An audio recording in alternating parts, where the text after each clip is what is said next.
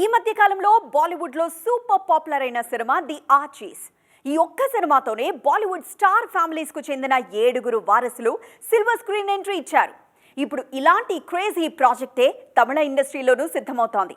Kollywood star kids అంతా కలిసి ఓ cinema చేసేందుకు రెడీ అవుతున్నారు. కోలీవుడ్ దళపతి విజయ్ సిల్వర్ స్క్రీన్ కు రిటైర్మెంట్ ప్రకటించేశారు. విజయ్ కాంపౌండ్ నుంచి మరో 2 సినిమాలు మాత్రమే రానున్నాయి. దీంతో విజయ్ లేని లోటు తీర్చేందుకు రెడీ అవుతున్నారు ఆయన కొడుకు Jason Sanjay Vijay. Jason debut గురించి చాలా రోజులుగా చర్చ జరుగుతున్నా తాజాగా మరొక క్రేజీ న్యూస్ ట్రెండింగ్ లోకి వచ్చింది. దర్శకుడిగా సిల్వర్ స్క్రీన్ ఎంట్రీకి రెడీ అవుతున్న జాసన్ సంజయ్ విజయ్ స్టార్ వారసులతో సినిమా ప్లాన్ చేస్తున్నారన్న టాక్ వినిపిస్తోంది.